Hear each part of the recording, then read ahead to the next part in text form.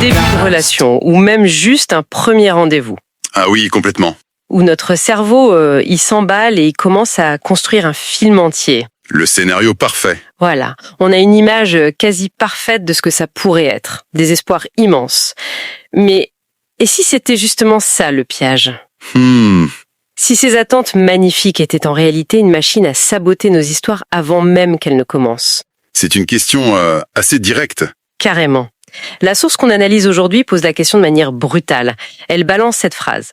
Tes attentes tuent tes relations avant même qu'elles commencent. Ouf, c'est sans détour. Alors, c'est quoi le problème avec le fait d'espérer le meilleur ? On va essayer de démêler un peu ça en plongeant dans cette distinction entre avoir un vrai projet de couple et se noyer dans des attentes irréalistes. On commence fort. C'est un sujet qui touche au cœur de la conscience de soi face à l'idéalisation en fait. C'est ça. Ce qui est passionnant ici, c'est que ça oppose deux postures. D'un côté, il y a la posture du consommateur affectif. Le consommateur. Oui, il arrive avec une liste de courses, une fiche technique précise du partenaire idéal, et il évalue. Et si ça ne coche pas toutes les cases ? Il renvoie le produit. C'est la logique des attentes. Et de l'autre côté, il y a la posture de l'artisan. Le constructeur. Exactement. Il ne vient pas pour trouver quelque chose de parfait, mais pour bâtir.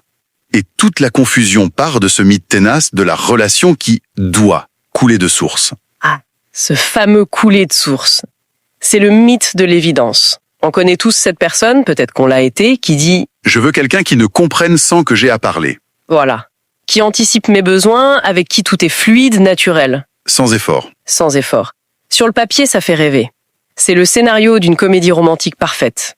Et c'est précisément cette idée que l'analyse déconstruit, brique par brique. L'affirmation centrale, c'est que cette perfection est une illusion, Une illusion dangereuse même. très dangereuse.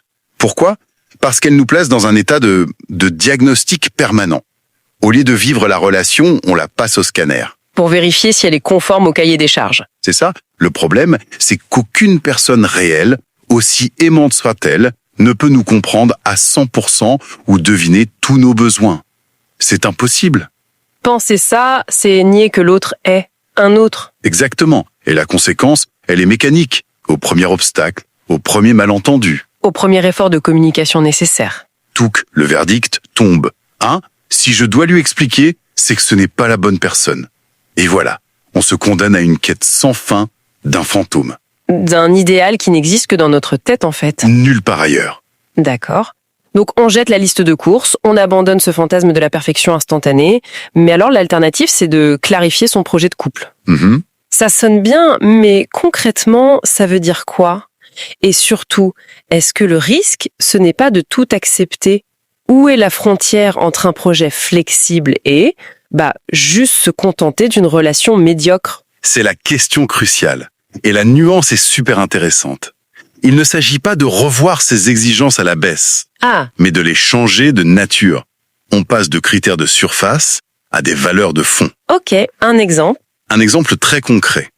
Au lieu de chercher quelqu'un qui aime les randonnées en montagne le week-end, un critère très spécifique, Oui.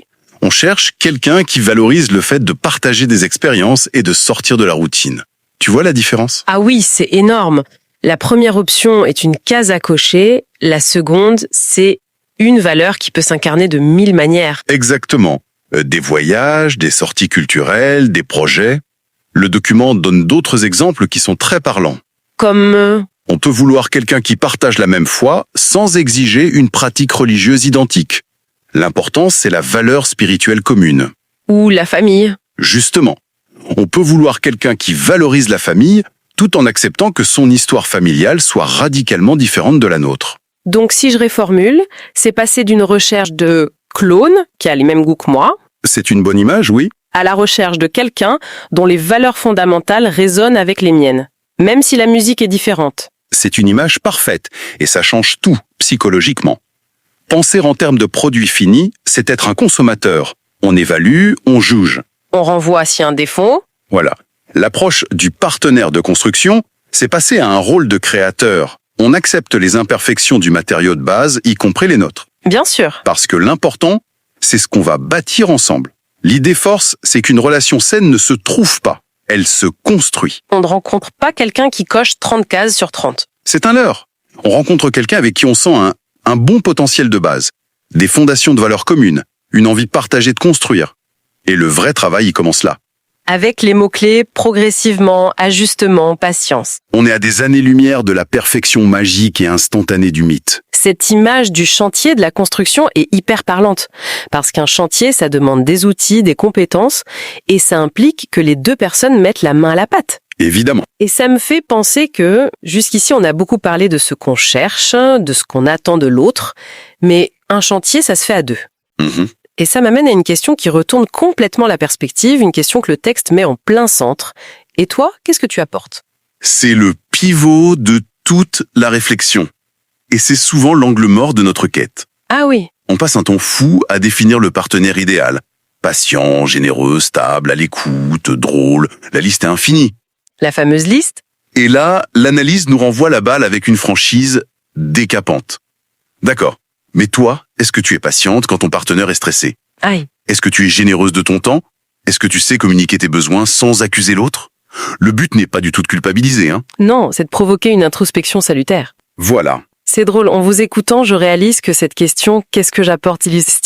elle est presque intimidante. Ah oui? Bah oui, on est tellement plus à l'aise dans le rôle de celui qui choisit, qui évalue, se mettre soi-même sur la table avec ses forces et ses faiblesses, c'est une autre paire de manches. C'est vrai. On se demande si nous-mêmes, on passerait notre propre entretien d'embauche relationnel. C'est exactement ça. Et il y a un lien de cause à effet direct qu'on ignore souvent.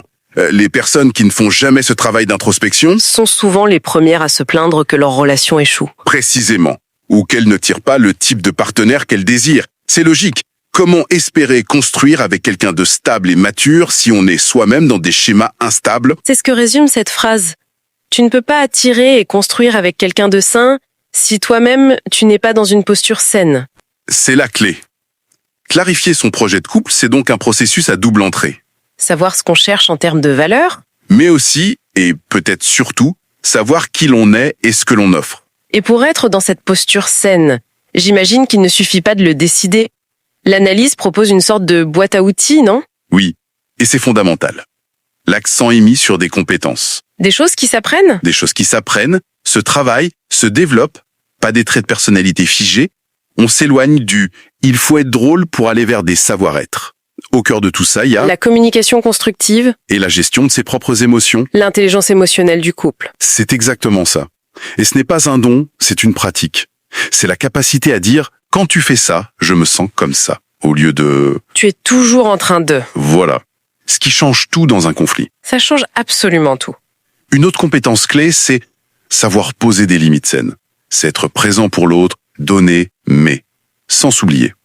Et inversement, savoir recevoir sans tomber dans la dépendance. L'équilibre. Toujours. Et puis il y a une compétence essentielle, créer de la sécurité affective. Ça veut dire quoi concrètement? Ça veut dire que ton partenaire sait qu'il peut être vulnérable avec toi, qu'il peut parler de ses peurs, de ses échecs, sans être jugé ou moqué. C'est être un port d'attache, pas une mère agitée. Et enfin, j'imagine, la gestion des conflits. La gestion constructive des conflits, oui. L'idée, ce n'est pas de les éviter, c'est impossible. Et même malsain. C'est ça, mais de les voir comme des opportunités de mieux se comprendre. Toutes ces compétences mises bout à bout forment la véritable fondation. Le message final est clair. Ce n'est pas la compatibilité des signes astrologiques? Non. Le succès, c'est deux personnes suffisamment saines et conscientes pour construire ensemble quelque chose de beau et de durable. Ce qui me frappe au final, c'est ce double mouvement. Le premier, c'est de l'extérieur vers l'intérieur. Arrêter de se focaliser sur des critères chez l'autre pour se concentrer sur des valeurs communes. Un mouvement vers plus de profondeur. Voilà. Et le second, c'est un mouvement de miroir. Arrêter de se demander uniquement qu'est-ce que je veux pour oser se poser la question. Qui suis-je dans une relation et qu'est-ce que j'apporte sur la table? C'est un passage de la passivité du consommateur à la responsabilité active du constructeur. Un changement de paradigme complet. C'est exactement ça. On sort de la logique de la loterie amoureuse pour entrer dans celle de l'artisanat relationnel. J'aime beaucoup cette image. Et pour prolonger la réflexion, si on file la métaphore du chantier jusqu'au bout, allons-y. Chaque couple est une architecture unique. La source nous invite à devenir des constructeurs conscients. Alors, la question qu'on pourrait se poser, c'est la suivante. Si on ne devait choisir qu'un seul outil, une seule compétence à amener sur ce chantier pour commencer, quel serait le premier mur porteur qu'on devrait absolument construire ensemble pour que tout le reste de l'édifice ait une chance de tenir debout?